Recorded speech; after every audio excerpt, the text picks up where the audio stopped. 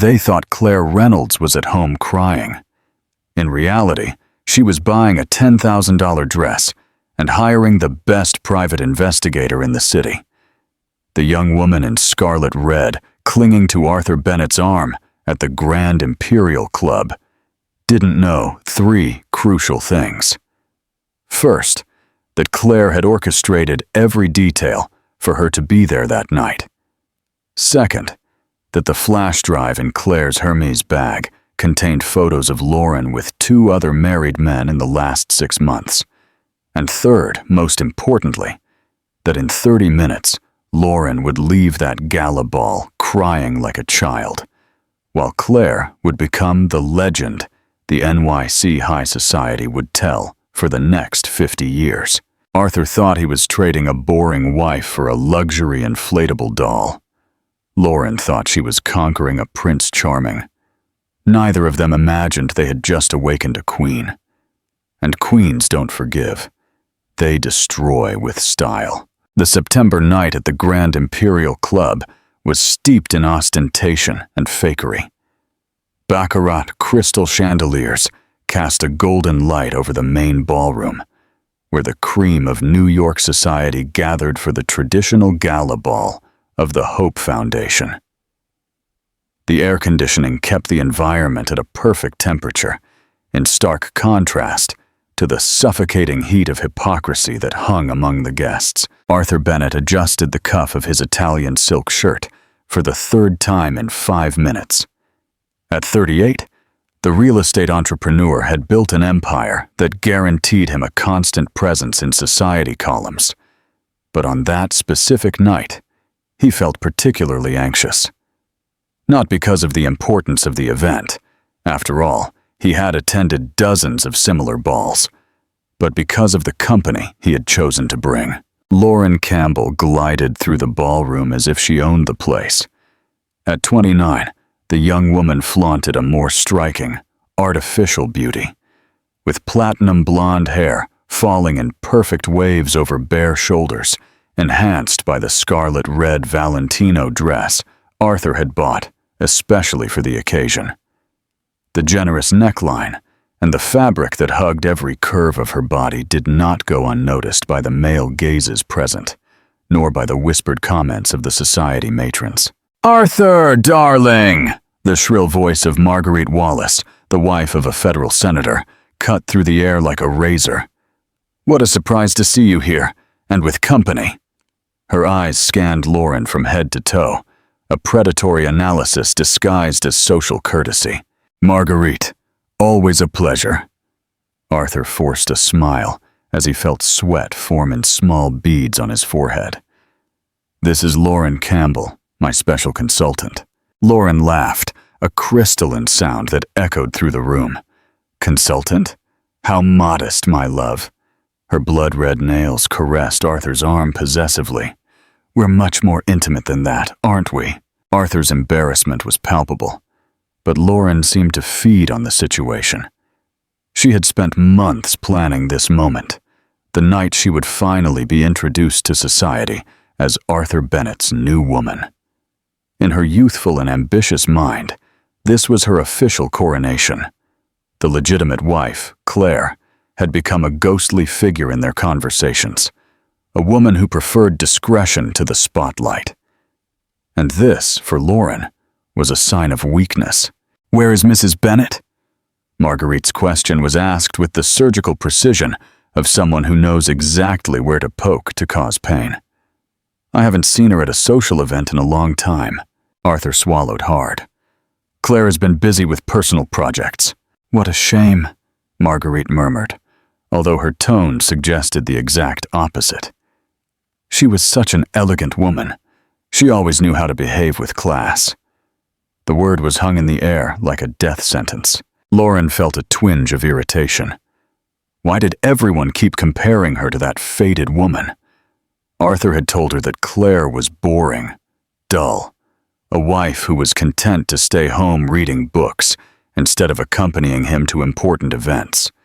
For Lauren, this only proved that some women were born to shine, while others were born to disappear.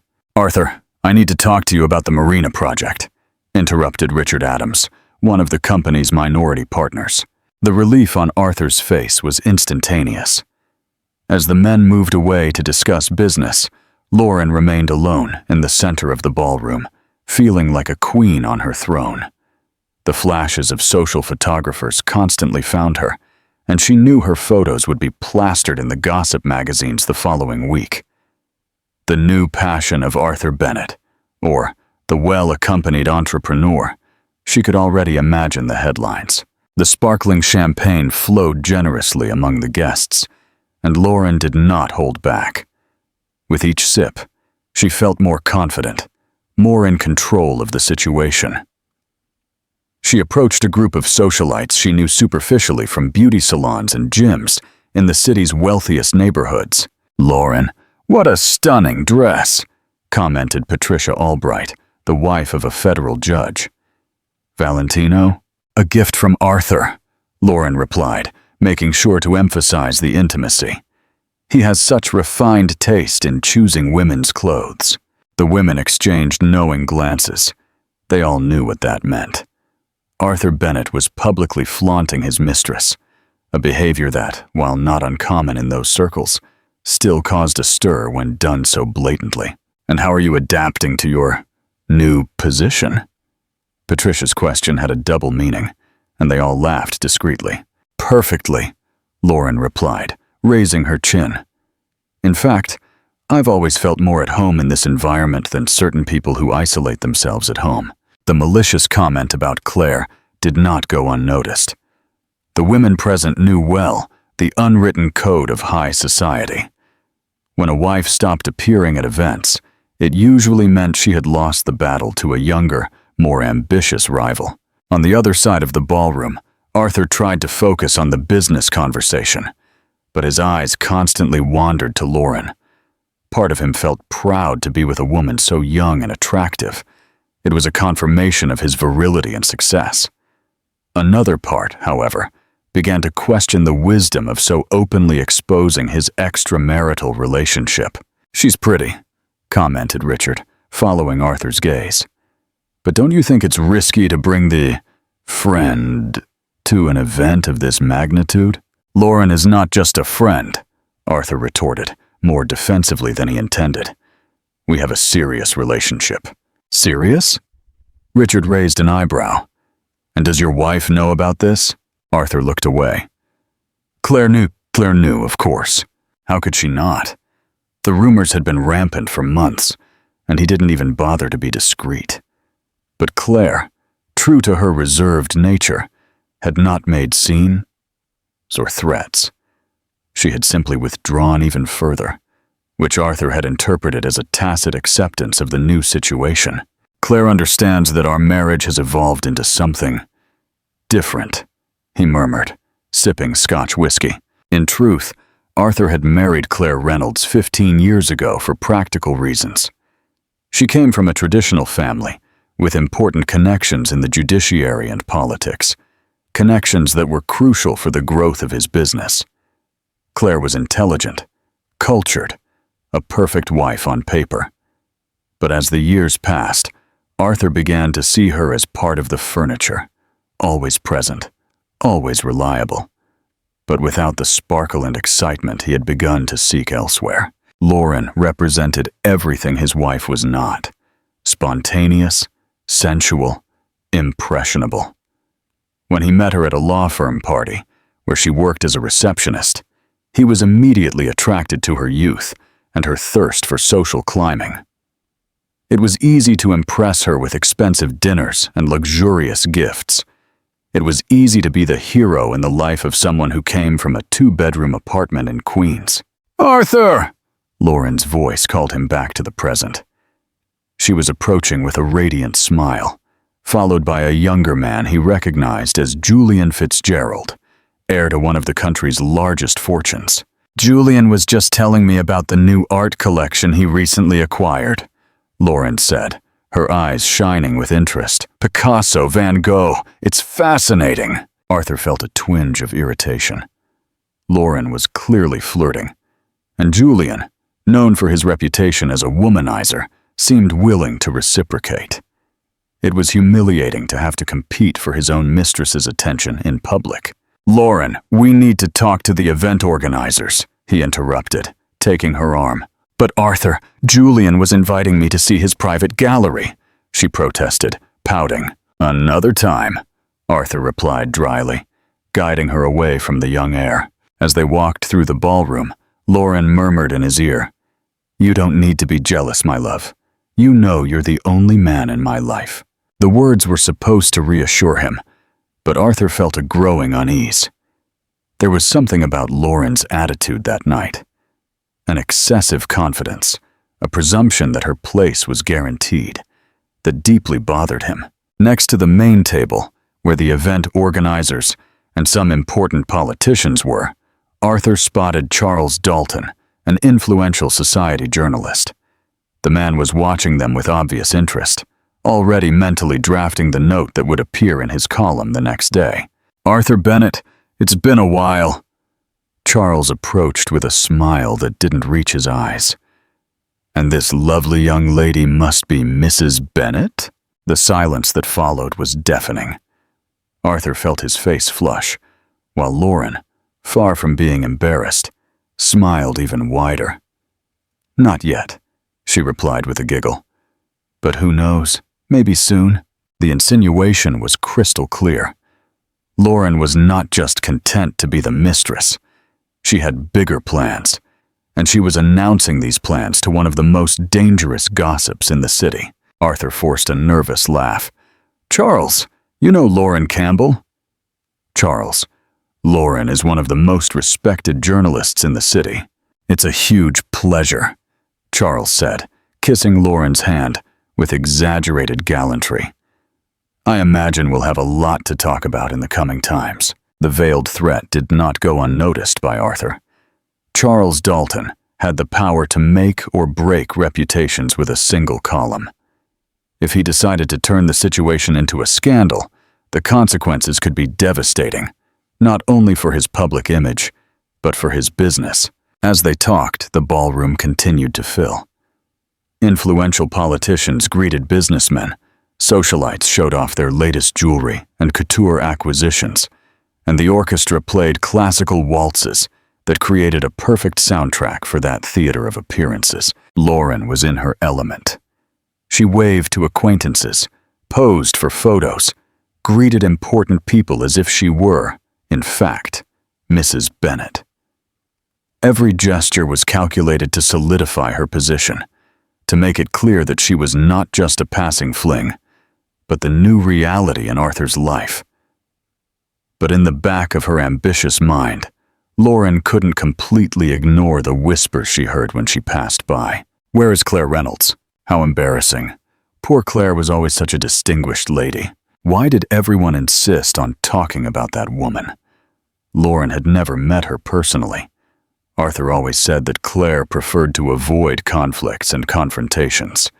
For her, this only confirmed her superiority. While Claire hid at home, she was shining in the halls of high society. What Lauren didn't know was that at that very moment, just a few blocks away, Claire Reynolds was meticulously preparing for her own entrance into the Grand Imperial Club. And when she arrived, nothing would be the same again. Do you think a person can be completely betrayed and still manage to win? What would you do in a situation like this? Leave your opinion in the comments below. Claire Reynolds stood in front of the full-length mirror in her closet, observing her own image with the analytical coldness of a general planning a battle. At 35, she possessed a mature and sophisticated beauty that contrasted drastically with the youthful and obvious appeal of her rival. Her dark brown hair fell in soft waves to her shoulders, framing a face with classic features that didn't need heavy makeup to make an impact. The dress she had chosen for the night was a masterpiece of French haute couture, an impeccably cut black Chanel with pearl details that ran along the discreet but elegant neckline. The piece had cost more than many cars, but it wasn't the price that made it special. It was what it represented: power, class, legitimacy, Everything that Lauren Campbell was trying to buy with money borrowed from another woman's husband. Claire knew exactly what was happening at the Grand Imperial Club at that moment. She had received no less than 15 calls from concerned friends throughout the week, each one anxious to be the first to tell her about the public humiliation Arthur was inflicting on her. What none of them knew was that Claire had orchestrated every detail of that situation. "Ma'am, the car has arrived," announced Maria, her housekeeper for over a decade, appearing at the closet door. The middle-aged woman watched Claire with admiration and concern in equal measure. "Are you sure you want to do this?" Claire smiled, the first genuine smile she had shown in months. "I've never been so sure of anything in my life, Maria." The truth was, Claire had discovered Arthur's betrayal long before any social gossip, not because she was particularly sharp, but because Arthur was embarrassingly careless. Receipts from expensive restaurants for 2 people when he was supposedly at work meetings, charges for jewelry and dresses on his corporate card, a female perfume on his clothes that was definitely not hers. During the first few months, Claire felt the familiar pain of betrayal, the wound to her ego, the feeling of inadequacy, the questioning of where she had failed as a wife. But then, on a particularly melancholic Tuesday afternoon, something changed. She was flipping through a wedding photo album when she came across an image of herself on the day of the ceremony. In that photo, she radiated a light that had been lost over the years of marriage. It was at that moment that Claire understood a liberating truth. She hadn't lost Arthur to Lauren because she had failed as a wife. She had lost Arthur because he had failed as a man. From this epiphany, Claire began to plan. Not a vulgar and emotional revenge, but a cold and surgical strategy that would not only expose the couple's charade, but also guarantee her the freedom she had unconsciously desired for years. For the next 6 months, Claire watched. She discreetly hired a private investigator, not to confirm the betrayal she already knew about, but to meticulously document it. Photographs, videos, hotel records, even recordings of compromising conversations that Arthur and Lauren had in public places, thinking they were safe in the bubble of arrogance they had created. More importantly, Claire used this time to reorganize her finances. Arthur had always assumed she was financially dependent on him, a sexist and ignorant assumption. In reality, Claire had inherited a considerable fortune from her paternal grandmother, investments in real estate and stocks that she managed personally without involving her husband. In addition, she had her own art consulting business that earned much more than Arthur imagined. During the months of her absence from social events, Claire had also dedicated herself to herself in a way she hadn't in years. A personal trainer 3 times a week, regular beauty treatments, a complete wardrobe overhaul. Not to win Arthur back. That bridge had been irreversibly burned. But for herself, on that specific night, Claire had chosen the Hope Foundation ball for precise strategic reasons. It was an event that brought together the core of the NYC elite, people who had known her family for decades and who respected her lineage and class. It was also an environment where the unwritten social rules worked in her favor. As much as they tolerated male excesses in private, the public exposure of a marital betrayal was still seen as an act of bad taste that should be punished. Most crucial of all, Claire knew that Arthur would bring Lauren to the ball. It was she herself who, through a mutual friend, had planted the idea in the ambitious young mistress's head. The Hope Foundation ball is the most important event of the year, she had strategically commented during a lunch. That's where society really shows up. Claire's private driver, John, was waiting for her at the entrance of the building. He was a discreet and loyal man who had worked for the Reynolds family for almost 20 years. He knew all the secrets, all the nuances of Claire's life, and his discretion was absolute. "Good evening, Mrs. Reynolds," he greeted, opening the door of the black Mercedes-Benz S-Class. "You look stunning tonight." "Thank you, John." To the Grand Imperial Club. During the 30-minute journey, Claire mentally reviewed every detail of her plan. She had timed her arrival for the exact moment the ball was at its peak, when all the important guests were already present, when the social photographers were most active, when Arthur and Lauren were most relaxed and confident. Claire's phone vibrated with a message from Eleanor Moore, the wife of a federal judge and one of her oldest friends. "Darling, they are shamelessly flaunting themselves. She's practically announcing herself as your replacement. Come quickly and end this farce." Claire smiled as she read the message. Eleanor had always been her fiercest ally, an old guard woman who believed wholeheartedly that certain traditions and social hierarchies should be respected.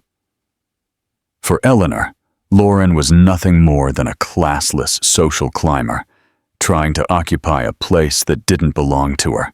Other messages followed, all from indignant friends, reporting Arthur and Lauren's behavior. "She's wearing a red Valentino, completely inappropriate for a charity event," wrote Patricia Albright. He introduced her as a special consultant, but she herself corrected him, saying they were much more intimate, added Marguerite Wallace. Each message confirmed that Claire's plan was working perfectly. Arthur and Lauren were digging their own graves with an almost comical enthusiasm. Claire thought about her life with Arthur during the first years of marriage. She had genuinely tried to be a good wife, support him in his business, accompany him to social events, keep the house impeccable, and be the perfect companion on all occasions. But Arthur had always seemed to see her as an expensive, well-behaved accessory, not a real partner. As the years passed, she realized that Arthur had chosen her not for love, but for social convenience. She brought respectability, family connections, and an image of the ideal wife that complemented his business ambitions. In return, he offered her financial security and social status, a commercial transaction disguised as romance. Claire's awakening to this reality was gradual, but irreversible. She began to notice how Arthur ignored her during conversations at social events, how he interrupted her when she expressed opinions, how he assumed his own decisions were automatically correct without consulting her perspective. Small humiliations that accumulated over the years until they formed an unbearable weight. When she discovered the betrayal, Claire initially felt devastated. But as she observed Arthur's behavior with Lauren, the way he melted at her feigned naivety, how he felt important playing the mentor to the ambitious young woman, she realized she had not lost true love. She had gotten rid of a burden. "We're arriving, Mrs. Reynolds," John announced, interrupting her reflections. Claire looked out the window and saw the golden lights of the Grand Imperial Club shining in the night. Dozens of luxury cars were parked at the entrance, while paparazzi and social photographers awaited the arrival of important personalities. The red carpet stretched from the sidewalk to the main door, flanked by lush floral arrangements. "John, give me 5 more minutes," Claire requested. "I want my entrance to be memorable." She opened her Hermès bag and checked the contents one last time. In addition to the usual items, lipstick, compact powder, wallet, there was a discreet flash drive containing all the documents and evidence she had collected on Arthur and Lauren. She didn't plan to use it that night, but it was always good to have a trump card up her sleeve. Claire also carried something much more powerful than any physical evidence: the absolute certainty that she was doing the right thing. For 15 years, she had been the perfect, discreet wife who solved problems without making waves. Tonight, she would be the exact opposite. Her phone vibrated once more. It was a message from Charles Dalton, the social journalist. "Claire, darling, I heard you're coming to the ball. That's great. I missed your elegance at these events. See you inside." Perfect. Charles was clearly setting the stage for an epic confrontation between wife and mistress. Like all good gossip journalists, he could sense the drama in the air and wanted to make sure he had a front row seat when everything exploded. "Now, John, it's showtime." The driver smiled through the rearview mirror. He had seen Claire grow from a shy young woman into a powerful one, and knew that this night would be historic. When the Mercedes stopped in front of the Grand Imperial Club, a murmur spread among the photographers. Claire Reynolds had become a mysterious figure in recent months. Her absence from social events had generated speculation and conspiracy theories. Now, her reappearance promised answers. John got out of the car and calmly walked to the back door. The silence was almost palpable. Even the most experienced paparazzi knew they were about to witness something extraordinary. When the door opened and Claire placed her foot on the red carpet, there was a moment of suspended time. She was radiant in a way no one remembered seeing before. More confident, more imposing, more genuinely powerful. The flashes went off in a frantic sequence as Claire walked slowly toward the entrance. Each step was calculated. Each movement was a statement. She greeted the photographers with graceful waves, but did not stop for interviews. There was more important work to be done. At the club entrance, the doorman greeted her with an almost feudal bow. "Mrs. Reynolds, what an honor to have you back with us." "The pleasure is mine, Roberto. A beautiful night, isn't it?" As she walked through the club's corridors toward the main ballroom, Claire could hear the murmur of the crowd inside. Music, laughter, lively conversations, the sound of people who had no idea that their lives were about to be turned upside down. She stopped in front of the ballroom's double doors, adjusted her pearl necklace one last time, and took a deep breath. On the other side of those doors were Arthur and Lauren, probably still basking in the attention they were receiving, still believing they had conquered something important. They had no idea that the true queen had arrived to reclaim her throne. What would you do in a situation like this? Do you believe revenge can be an act of elegance? Let us know your opinion in the comments. The ballroom of the Grand Imperial Club was at its peak when Claire Reynolds made her entrance. The orchestra was playing a Strauss waltz. Couples danced elegantly in the center of the ballroom, and the buzz of conversations created a symphony of well-mannered civility. Crystal chandeliers cast golden light on the impeccable gowns and tuxedos, creating an atmosphere of refined opulence. Arthur was near the bar, laughing loudly at a joke Richard Adams had just told, when the first whisper reached his ears. "Claire has arrived." The smile froze on his face. He turned slowly, searching for the familiar figure of his wife, but he couldn't find her in the crowd. A part of his brain still hoped it was a rumor, that someone had mistaken a brunette in a black dress for Claire. "Arthur," Eleanor Moore's voice sounded behind him like the harbinger of a storm. "Your wife looks stunning tonight." He turned and saw Eleanor with a smile that didn't reach her eyes, the kind of smile that high society women wore when they were about to witness the public humiliation of someone they considered deserving. It was then that he saw her. Claire was entering the main ballroom with the serenity of a queen returning to her palace after a long exile. There was something different about her, an aura of power and self-confidence that Arthur didn't remember ever seeing before. The black Chanel dress hugged her silhouette with mathematical elegance. The pearls on her neck caught the light in a hypnotic way, and her brown hair shone like polished silk. But the most impressive thing was her posture. Claire didn't walk. She glided. Each movement was deliberate, each gesture calculated for maximum impact. And wherever she passed, conversations ceased, gazes turned, and a respectful silence spread like ripples in a pond. Arthur felt his mouth go dry. In 15 years of marriage, he had never seen Claire command a room like that. It was as if she had transformed from a supporting character into the protagonist of her own life. On the other side of the ballroom, Lauren was telling an anecdote to a group of businessmen's wives when she noticed that her audience had become distracted. They were all staring at something or someone behind her. "What's happening?" she asked, turning to follow the direction of their gazes. And then she saw her too. Lauren had often imagined what her first meeting with Arthur's legitimate wife would be like.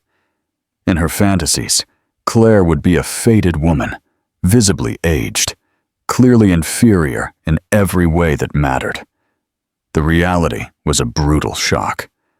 The woman walking towards her radiated a natural elegance that no amount of money could buy. There was something almost aristocratic about her posture, an innate class that made Lauren suddenly feel like a child playing dress-up in her mother's clothes. Claire greeted the guests with the perfect grace of someone born into that world. A kiss on the cheek from Marguerite Wallace, a warm handshake with the federal senator, a kind word for the judge's wife. Each interaction reaffirmed her position in the social hierarchy, not as the betrayed wife seeking sympathy, but as the grand lady returning to her rightful place. "Claire, darling!" Patricia Albright's voice cut through the air like a crystal bell. The judge's wife approached with open arms, clearly moved to see her friend after months of absence. "What immense joy to have you back. I missed you so much." The hug between the two women was warm and genuine, in stark contrast to the artificial displays of affection that characterized most interactions in that environment. Lauren watched the scene with growing discomfort, realizing for the first time that Claire was not just Arthur's wife. She was a respected and beloved figure in her own right in that society. "Patricia, you are radiant as always," Claire replied, her melodious voice carrying a tone of genuine affection. "How are you, Roberto? I heard the appointment to the Supreme Court was confirmed." Yes, we're very happy. But tell me about you. Where have you been hiding all these months? You were so missed." Claire smiled with mysterious elegance. "I was taking care of some personal matters. Sometimes a woman needs time to reorganize her priorities." The answer was diplomatically vague, but loaded with subtext that did not go unnoticed by the women present. They all knew about the situation with Arthur and Lauren, and now they were beginning to understand that Claire's absence from social events had not been due to humiliation or despair, but to strategy. While Claire was talking, Arthur remained paralyzed near the bar. Part of him wanted to approach, greet her as if nothing had changed, maintain the facade of a harmonious marriage they had always presented in public.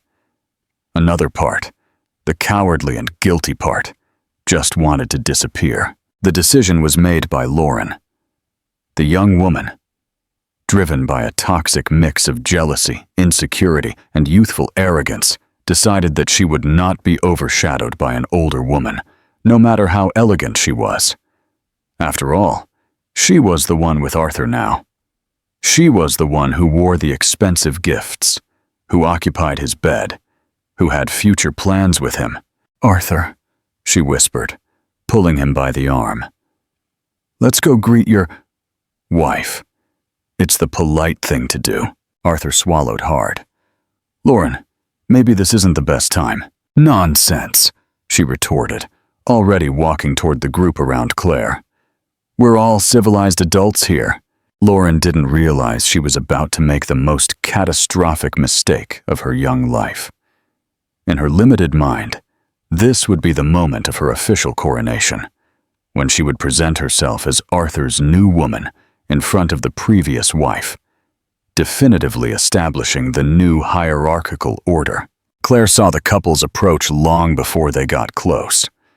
Her eyes met Arthur's for a brief moment, and he visibly cringed under her gaze. It was as if she could see right through him, seeing all the guilt, all the embarrassment, all the cowardice he carried. "Claire," Arthur forced a smile as he got close to the group.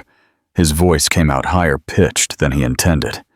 What a surprise to see you here." The silence that followed was deafening. All nearby conversations ceased. All eyes turned to the trio, and even the orchestra seemed to lower its volume. It was as if the entire ballroom was holding its breath, waiting for what would happen next. Claire looked at Arthur for a long moment, her expression perfectly serene. When she finally spoke, her voice had the sharp coldness of tempered steel. "Arthur, what an interesting coincidence. I thought you were in Los Angeles this week. An important meeting with investors. Isn't that what you said?" The lie was exposed with surgical elegance. Arthur had invented that excuse to explain his absence from home in recent days, when, in fact, he was at a luxury hotel with Lauren, preparing for the ball.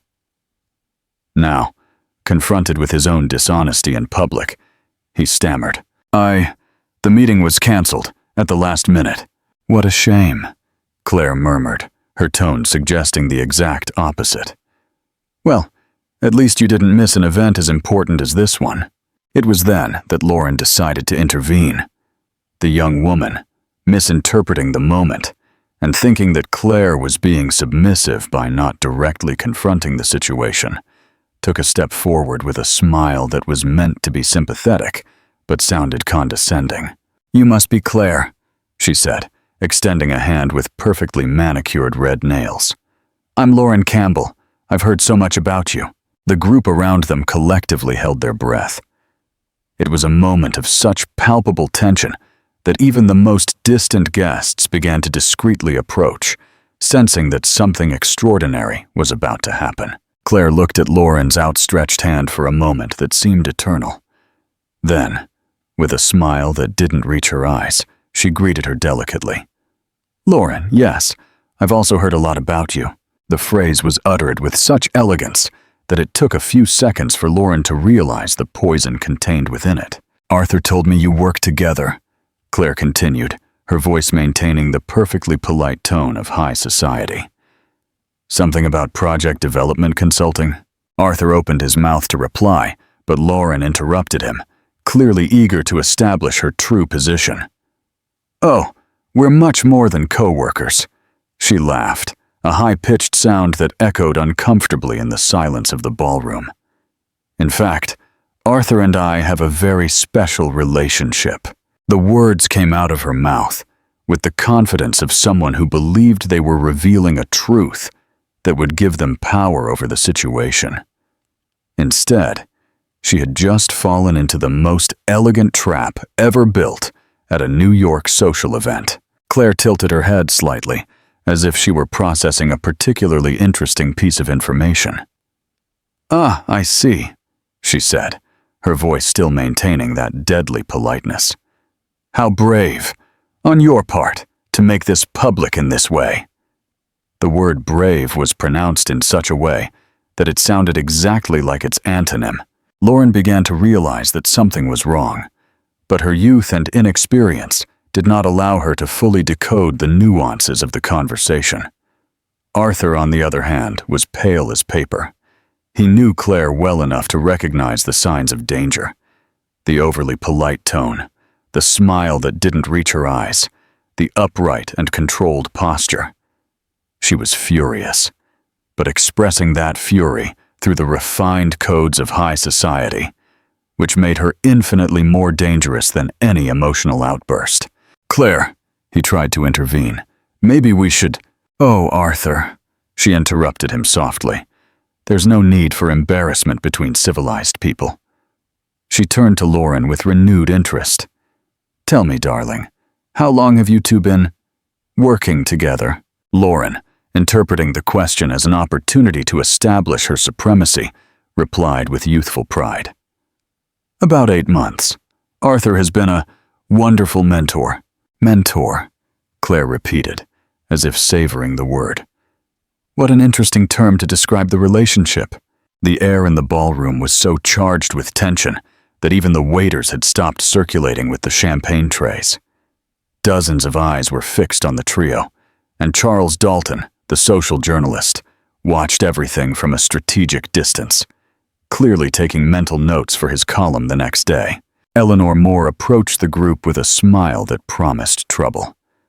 "Claire, darling," she said, her voice full of feigned innocence. "What a stunning dress! Chanel, isn't it? I've always been envious of your impeccable taste in fashion." "Thank you, Eleanor. You know how it is. Some pieces never go out of style, do they?" The insinuation was clear.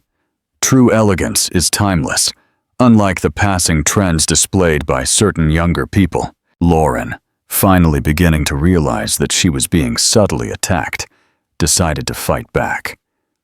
"Your dress is also beautiful," she said to Claire, her tone attempting to sound generous but failing miserably. "Very classic. It must have been awfully expensive." The comment was a grotesque mistake. To suggest that Claire cared about the price of her clothes, or worse, that she needed to justify her spending, was a demonstration of a lack of class that made several women present gasp in shock. Claire smiled, this time a truly dangerous smile. "My dear," she said, her voice soft as velvet but sharp as a razor, "when you have true class, the price becomes irrelevant. It's something you are either born with or you never acquire." The phrase fell on Lauren like a silent bomb. For a moment, the young woman was speechless, slowly processing the fact that she had been publicly declassed in the most elegant way possible. Arthur tried to intervene again, his voice desperate. "Well, I think we should all—" "Arthur," Claire interrupted him again, this time turning to him with her full attention. "Since we're all here, gathered in such a casual way, maybe it's a good time to clarify a few things." The entire ballroom seemed to have stopped. Even the orchestra had ceased playing, as if the musicians also wanted to hear what would happen next. "Clarifications are always welcome," murmured Eleanor Moore, barely able to contain her excitement. Claire adjusted the pearls on her neck with deliberately slow movements, like a matador preparing the final thrust. "You see," she said, her voice now carrying a tone of genuine amusement, "there are certain illusions that need to be dispelled before they cause more embarrassment than they already have." Lauren felt a shiver of panic run down her spine. There was something in Claire's attitude, an absolute confidence, an almost predatory serenity that suggested she knew something important, something that would completely change the game. "I don't understand," Lauren gasped. "Oh, darling," Claire replied, her smile now genuinely radiant. "You will understand. All of you will." And it was then that Claire Reynolds began to methodically, elegantly, and irreversibly destroy the lives of everyone who had underestimated her power. "Arthur," Claire said, her voice cutting through the silence of the ballroom like crystal against crystal. "Since we're among friends, why don't you tell Lauren about our conversation last night?" Arthur's face paled to a color that rivaled the pearls on his wife's neck. His eyes widened in absolute panic, because there had been no conversation with Claire the night before, or on any night in recent weeks. I don't know what you're talking about," he stammered, but his trembling voice betrayed his nervousness. Claire tilted her head with feigned curiosity, as if she were genuinely surprised by her husband's answer. "You don't? How strange. Maybe my memory is failing me." She paused theatrically, scanning the circle of spectators that had formed around them. "Or maybe you forgot to mention to your mentor that we are still married." The word mentor was pronounced with such irony that several people in the group had to stifle nervous giggles. Lauren felt the blood rush to her face, finally understanding that she was being publicly ridiculed. "Of course we know you're married," Lauren said, trying to regain some control over the situation. "But marriages evolve, don't they? Sometimes people find happiness in different places." "Ah, yes," Claire agreed with a graceful nod. "Evolution, a fascinating concept." She turned to Eleanor Moore with a conspiratorial air. "Eleanor, you who have been married for 30 years to Roberto, have you experienced this evolution?" Eleanor laughed, a crystalline sound full of aristocratic malice. "Never, darling. Roberto knows his place very well." The comment was a direct thrust at Arthur's masculinity, suggesting that he had failed as a man by not keeping his house in order. Several men present coughed uncomfortably, while their wives exchanged approving glances. Marguerite Wallace joined the group, clearly not wanting to miss the spectacle. "Claire, it's so good to see you at our events again," she said with false effusiveness. "Your presence always elevates the level of any occasion." "That's very kind, Marguerite. I was just explaining to young Lauren how certain traditions work in our society." Lauren felt increasingly cornered. There was something about the way these women spoke, always polite, always elegant, but carrying a subtle venom that she couldn't counter because she didn't master the necessary social codes. "Traditions can be outdated," she said, trying to sound sophisticated. "The modern world allows people to be more authentic in their relationships." The silence that followed was so profound that you could hear the tinkling of the chandelier crystals gently swaying with the air conditioning breeze. Claire watched Lauren for a long moment, like a feline studying its prey before the fatal pounce. "Authenticity," she repeated slowly. "What a powerful word. You're right, darling. Authenticity is fundamental." She paused, her smile becoming predatory. "That's why I think it's time for us to be completely authentic about this situation." Arthur tried to intervene desperately. "Claire, maybe this isn't the place." "Oh, but it is exactly the right place," she interrupted him, her voice still maintaining that deadly politeness. "After all, it was here that you chose to make your partnership public. It's only fair to clarify a few details for our dear friends." Charles Dalton had approached discreetly, his journalist's expression sniffing out the story of the century. Other guests also drew closer, creating an ever-widening circle around the central trio. "You see," Claire continued, now, addressing the audience directly, "dear Lauren believes she conquered my husband's heart through her youth and authenticity." She paused for dramatic effect. "What she doesn't know is that Arthur has a very specific pattern when it comes to his extramarital affairs." Lauren's eyes widened, suddenly realizing she was about to discover something devastating. "A pattern?" asked Eleanor, clearly enjoying herself. "Oh, yes. Young, ambitious women from humble backgrounds who are easily dazzled by expensive gifts and promises of social climbing." Claire enumerated the characteristics with the precision of a scientist cataloging specimens. "In the last 15 years, there have been at least, 6 of them." The number fell on Lauren like a hammer. She wasn't special. She wasn't unique. She was just the most recent in a long line of temporary replacements. Arthur was clearly desperate. "Claire, please." "Oh, Arthur, don't be modest," she said with false admiration. "You have a special talent for finding these girls, always with the same profile. Receptionists, secretaries, hostesses, impressionable young women who confuse male attention with true love." Patricia Albright couldn't hold back a giggle. "And what happened to the other 5, darling?"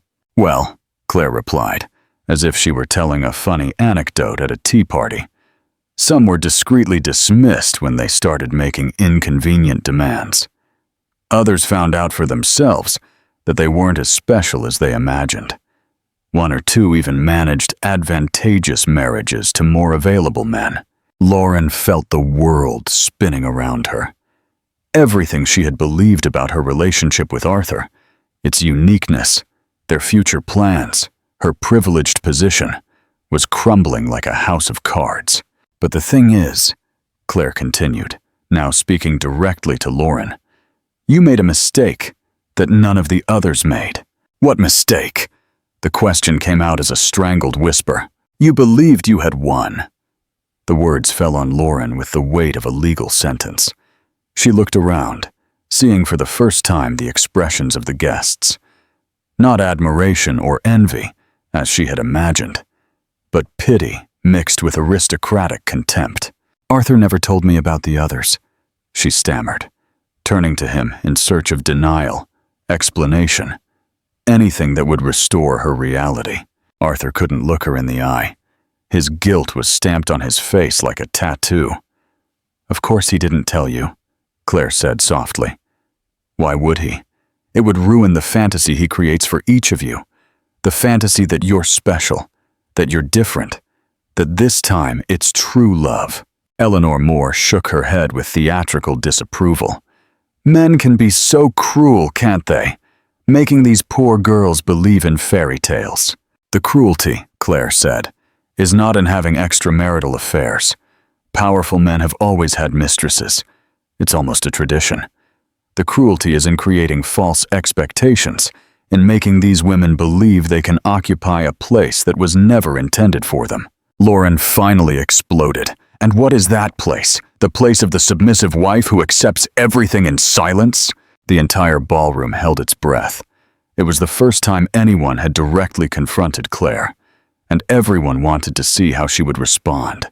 Claire smiled, not the elegant, controlled smile she had maintained all night, but a genuine, almost amused smile.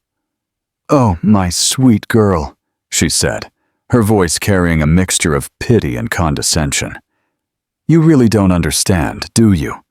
You think I'm here as the humiliated wife, trying to win back a cheating husband." She paused, her eyes sweeping over all the faces around her. "I didn't come here to fight for Arthur. I came to give him back." The silence that followed was absolute. Not even the sound of the waiter's shoes on the marble could be heard. "Give him back?" Lauren repeated, confused. "Yes, darling, you can have him." Claire made an elegant gesture with her hand, as if she were handing over a not-so-desirable gift. "In fact, I insist you keep him. After all, you both deserve each other." Arthur finally found his voice. "Claire, what are you talking about?" "I'm talking about freedom, Arthur. Yours and mine." She opened her Hermes bag and pulled out a sealed envelope. "The divorce papers were filed yesterday. You should receive the official notification on Monday." The envelope passed from hand to hand, like a grenade with the pin removed. Arthur held it with trembling fingers, his face expressing absolute shock. But we didn't even talk about this." "We did talk about it. For 8 months, Arthur. Every time you came home with another woman's perfume. Every time you lied about where you had been. Every time you treated me like a piece of furniture that decorates the house but doesn't participate in the life that happens inside it." Claire's voice remained serene, but there was tempered steel in every word. "The conversation was long and one-sided, but it happened." Lauren looked at Arthur, expecting him to protest, to declare his love for her, to confirm the future plans they had made together. Instead, he looked at the envelope as if it were a bomb about to explode. "How much do you want?" was the first thing he managed to say. The question revealed so much about his character that several women present made barely disguised expressions of disgust. "Oh, Arthur," Claire said, shaking her head with feigned sadness. "Always reducing everything to money. I don't want your money, darling. I have my own." "Your own?" "Yes. Grandma Beatrice's inheritance, which you always assumed was insignificant because it was just women's things like real estate and stocks, is actually worth more than your company." She smiled. "Much more." The shock on Arthur's face was comical. For 15 years, he had assumed he was the sole provider for the family, the only one with significant resources. To discover that his wife was not only financially independent, but potentially richer than he was a devastating blow to his masculine ego. "Besides," Claire continued casually, "my art consulting business has grown quite a bit in recent years. International clients, you know, people who value authenticity and expertise." Lauren finally understood the full dimension of her humiliation. She had gambled everything on a man she now discovered was not even half the prize she had imagined him to be. "So, you're giving us your blessing?" she stammered, trying to find some thread of dignity to cling to. "Oh, my dear, it's not quite a blessing," Claire replied with deadly gentleness. "It's more like returning a defective product to the store." The phrase echoed through the ballroom like a gunshot. Several people laughed openly, unable to contain their reaction to the brutal elegance of the response. Arthur finally exploded. "Claire, you can't humiliate me like this in public." "Humiliate you?" She seemed genuinely surprised. "Arthur, darling, I haven't done anything but tell the truth. If the truth is humiliating, Maybe the problem isn't with me. Charles Dalton approached with his social predator smile. Claire, can I have a statement for my column? Of course, Charles. She turned to him with the grace of a seasoned actress. You can say that I'm starting a new chapter in my life. Sometimes, when a door closes, we realize that it was actually holding us captive in a place too small for our dreams. And what about future plans? I'm moving to Paris next week. I have some interesting projects waiting for me there. Paris. The word fell on Arthur like a final sentence. Claire was not just divorcing him. She was literally fleeing the country, putting an ocean between them. Lauren, trying one last desperate move, said, Well, at least now Arthur and I can be happy together without secrets or lies. Claire looked at her with a mixture of pity and amusement. Oh, my sweet, naive girl, she said, her voice full of an almost maternal condescension. Do you really think that a man who cheated on his wife with you won't cheat on you with another? The truth of the statement hit Lauren like a punch to the stomach. She looked at Arthur, searching for some sign of denial, some guarantee of future fidelity. Instead, she saw a man in total panic, more concerned with the financial implications of the divorce than with the feelings of either of the two women present. Arthur, she whispered, a clear plea in her voice. He didn't answer. He couldn't answer, because deep down, he knew Claire was right. And it was in that moment of absolute silence that Claire Reynolds delivered the final blow. Well, Claire said, adjusting the pearls on her neck with an elegant and definitive movement. It was a pleasure to clarify all of this. Now, if you'll excuse me, I need to say goodbye to some dear friends before my trip. She turned to leave, but stopped as if she had remembered something important. Oh, and Lauren? The young woman looked up hopefully, perhaps believing that Claire would offer her some word of reconciliation or advice. The red dress looks beautiful on you, but for charity events, more sober colors are more appropriate. It's a matter of social etiquette. The final criticism was delivered with such elegance that even the most experienced observers needed a few seconds to fully process the brutality of the comment. Claire had just given a lesson in etiquette in the middle of a public humiliation, definitively establishing the social hierarchy between them. Lauren stood still, paralyzed by shame, while Claire walked away gracefully. Arthur remained beside her, but it was obvious to everyone that he was in a state of shock, still processing the speed with which his life had fallen apart. Charles Dalton watched the scene with the sharp gaze of someone who had just witnessed the social story of the year. He was already mentally drafting the headline, "The Elegant Revenge: How Claire Reynolds Turned Humiliation into Triumph at the Most Talked About Ball of the Season." As Claire circulated through the ballroom, saying goodbye to guests, each conversation reaffirmed her position as the true winner of the night. Eleanor Moore hugged her warmly. "Darling, you were masterful. I've never seen anyone maintain so much class in such a delicate situation." "Thank you, Eleanor. Sometimes elegance is the best revenge." Patricia Albright joined the group. "Paris, how romantic. Do you have specific plans there?" "As a matter of fact, I do." Claire's eyes sparkled with genuine enthusiasm. "I've been invited to be an art consultant for a very prestigious gallery in the 16th arrondissement. And there are other interesting possibilities as well." The mysterious smile on her face suggested that there was much more to the story, but Claire was not inclined to give out details. She would let others' imaginations fill in the blanks. On the other side of the ballroom, Lauren finally began to move, like a sleepwalker waking from a nightmare. She looked around and realized that she had become the center of a very different kind of attention. Not admiration, but pity mixed with malice. Whispers followed her movements. Poor thing, she didn't know what she was getting into. She thought she was going to get into high society through the back door. Arthur always had questionable taste in mistresses.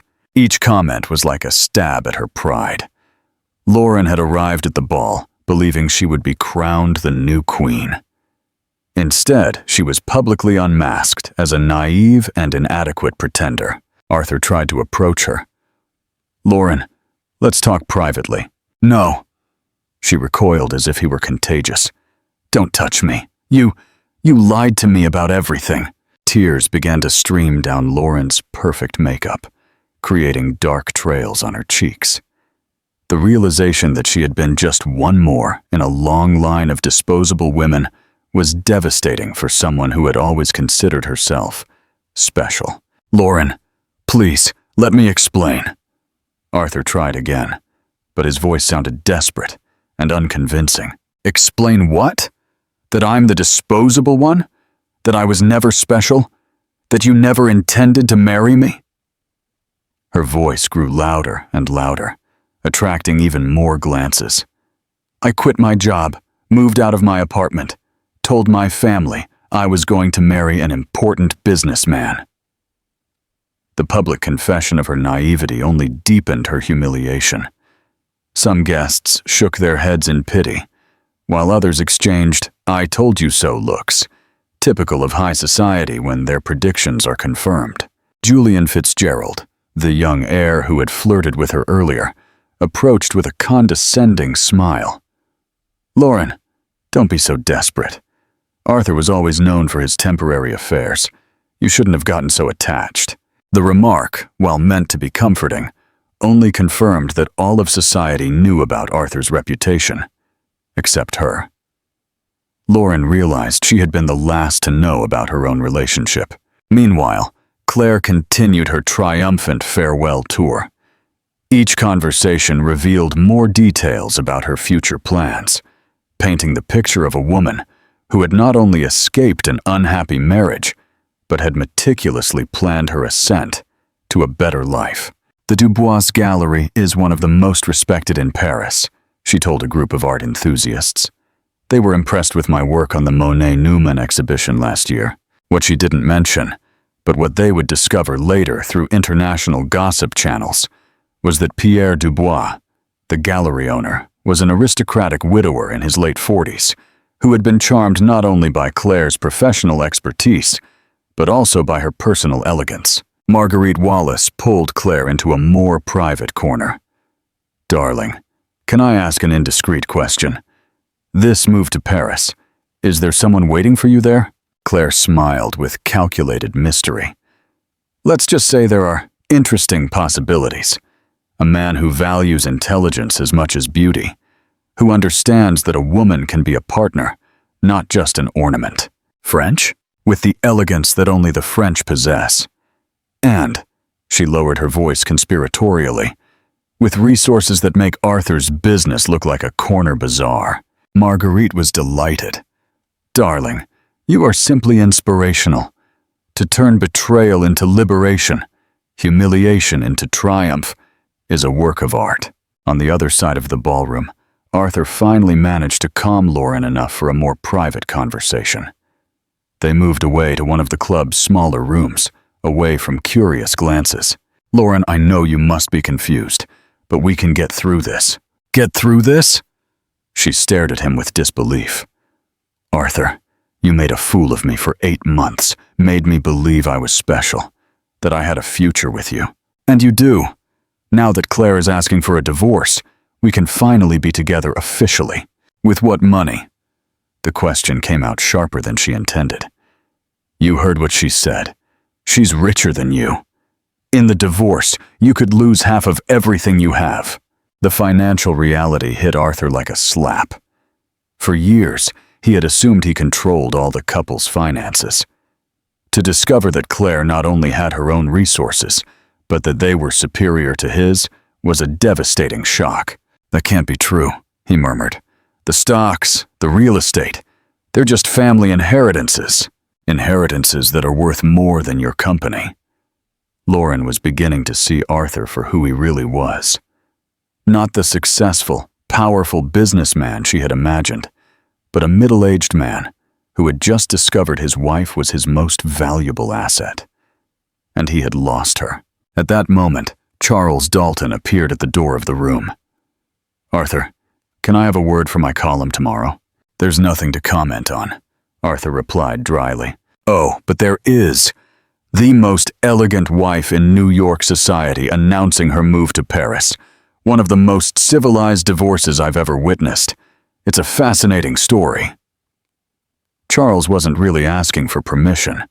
He was informing them that the story would be published with or without Arthur's cooperation. "And you, Lauren?" Charles turned to her with journalistic interest. "Any comment on the evening's events?"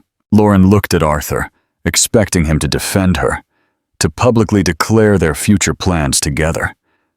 Instead, he seemed to shrink even more, clearly unwilling to commit publicly to her after the night's disaster.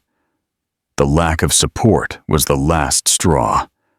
Lauren realized she had lost not only the battle against Claire, but also any chance of a future with Arthur. He was too cowardly to defend her when she needed it, too weak to take responsibility for his own actions. "My only comment," she said, straightening her shoulders with a newfound dignity, "is that some life lessons are too expensive to be worth it." With those words, Lauren left the room, leaving Arthur alone with Charles Dalton and the weight of his own choices. 3 years later, Paris. The apartment in the 16th arrondissement had a view of the Eiffel Tower and was decorated with a perfect combination of French elegance and Brazilian sophistication. Claire Reynolds, now Claire Dubois, was sitting on the terrace, drinking coffee while watching her 2-year-old twins, Henry and Beatrice, play in the private garden. Pierre Dubois entered the terrace carrying a tray with fresh croissants and the morning newspaper. "Mon amour," he said, gently kissing Claire's forehead. "There's an interesting article here about the United States." Claire smiled, accepting the cup of coffee he offered her. At 38, she radiated a happiness she had never experienced during her 15 years of marriage to Arthur. Pierre was not just a better husband. He was a true partner, someone who respected her intelligence and ambition as much as he admired her beauty. "What kind of article?" "About corporate bankruptcies. It seems a real estate developer called Bennett Ventures closed its doors last month." "Arthur?" "Apparently. The article mentions poor financial management and lawsuits. The owner, Arthur Bennett, is being investigated for tax irregularities." Claire felt no pleasure at the news. That phase of her life was completely over. But there was a certain poetic justice in the fact that Arthur, who had always considered himself financially superior to her, had lost everything due to his own incompetence. "And the young woman he was with that night at the Grand Imperial Club?" asked Pierre, who knew the whole story. "Lauren." Claire thought for a moment. "I heard she married a dentist in Connecticut. Apparently she learned her lesson about not betting on losing horses." Pierre laughed, a rich, warm sound that echoed across the terrace. "You're terrible, my darling, but it's poetic justice, as we say." Henry ran to the table, speaking an adorable mix of English and French. "Mommy, look! I picked a flower for you!" Claire picked up her son, accepting the small daisy he had picked in the garden. Beatrice soon joined them, demanding equal attention. "Mes petits trésors," Pierre murmured, watching the scene with obvious adoration. This was the life Claire had built for herself, not as revenge against Arthur, but as a reward for her own courage. She had transformed betrayal into liberation, humiliation into opportunity, and an ending into a new beginning. The Dubois Gallery had become one of the most prestigious in Paris under her curatorship, and she was expecting her 3rd child, a girl they would name Sophia, in honor of the grandmother who had left her the inheritance that made her independence possible. As she watched her children play in the Parisian garden, Claire reflected on the night at the Grand Imperial Club 3 years ago. She had planned every detail of that public humiliation. But now she realized that the true victory had not been destroying Arthur and Lauren that night.